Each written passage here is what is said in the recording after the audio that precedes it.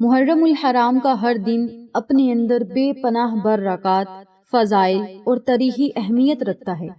3 محرم الحرام کے دن جب میدان کربلا میں اہل بیت و اطہر پر مصائب کے سائے مزید گہرے ہو رہے تھے، اس دن اللہ کی بارگاہ میں رجوع کرنا، نفل ادا کرنا اور ذکر و ذکار کرنا دلی سکون اور حاجات کی قبولیت کا بہترین ذریعہ ہے۔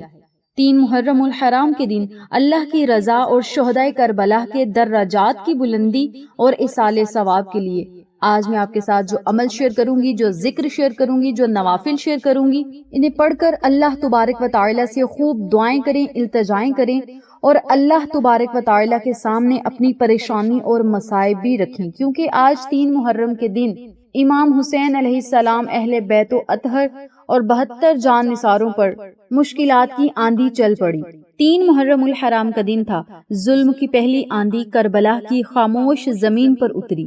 عمر بن سعد یزید کا لشکر لے کر 4000 تلواریں صرف ایک قافلے کے خلاف امام حسین علیہ السلام نے صلح کا پیغام دیا، مگر یزید نے صرف بیعت مانگی اور حسین علیہ السلام نے جھکنے سے انکار کر دیا۔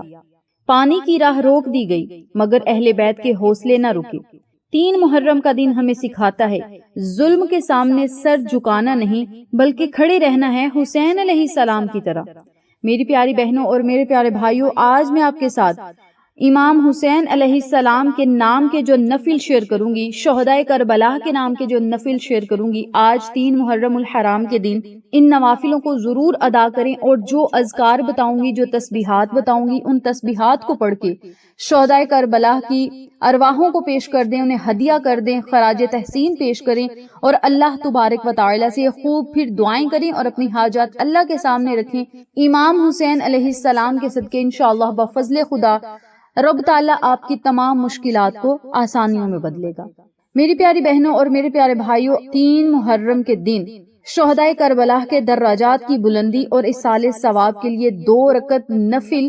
پڑھتا ہوں یا پڑھتی ہوں خالص اللہ کی رضا کے لیے، منہ میرا کعبہ شریف کی طرف، اللہ اکبر۔ اس ترتیب سے آپ نے نیت کرنی ہے۔ پہلی رکعت میں سورت فاتحہ کے بعد 11 مرتبہ سورت اخلاص پڑھنی ہے اور دوسری رکعت میں بھی سورت فاتحہ کے بعد 11 مرتبہ سورت اخلاص کی تلاوت کرنی ہے۔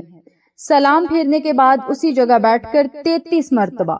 سبحان اللہ والحمد للہ ولا الہ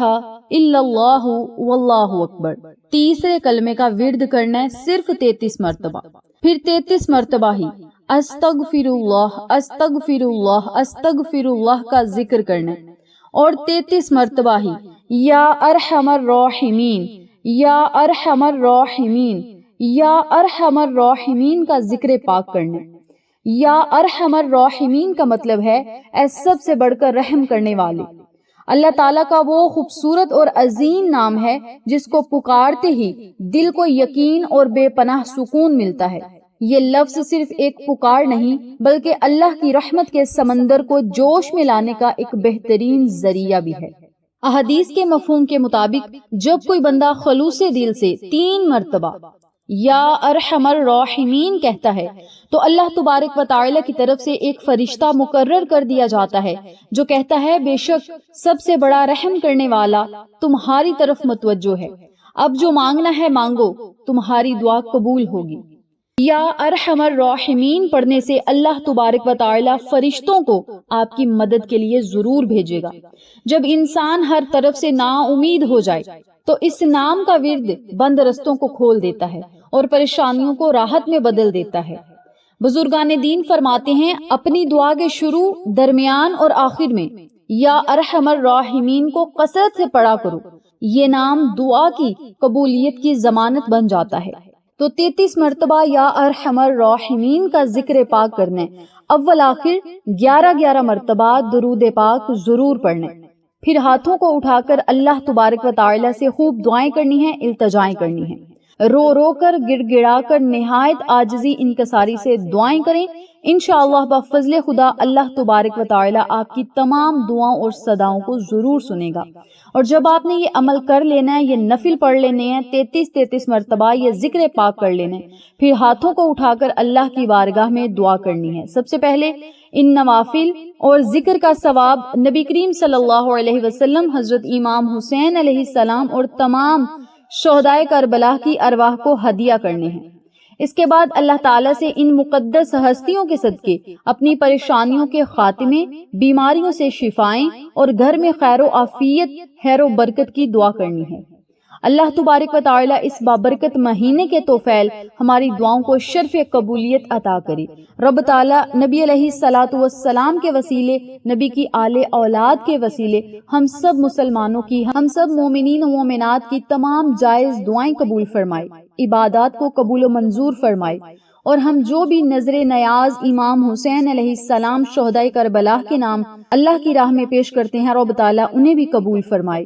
اور تمام دیکھنے اور سننے والوں کے گھر بار میں خیر و برکتیں عطا فرمائے۔ جو لوگ پریشان ہیں ان کی پریشانیوں کو ختم کرے، جو لوگ بیماریوں میں مبتلا ہیں اللہ تبارک و تعالیٰ انہیں شفائے کاملہ اور عاجلہ عطا کرے، جو بے اولاد ہیں علی اصغر علیہ الصلاۃ والسلام کے وسیلہ انہیں نیک و صالحہ اولاد عطا فرمائے، اور جن کی اولاد بھٹک چکی ہے اللہ تبارک و تعالی قاسم کے صدقے، جوان علی اکبر علیہ الصلاۃ والسلام کے صدقے، حضرت عباس علمدار علیہ الصلاۃ والسلام کے صدقے ان کی اولاد کو نیک و صالحہ بنائے، اور ہم سب مسلمانوں کو، تمام مومنین و مومنات، مسلمین و مسلمات کو امام حسین علیہ السلام جیسا صبر عطا فرمائے، ان جیسا ایمان ہمیں نصیب کرے، آمین ثم آمین۔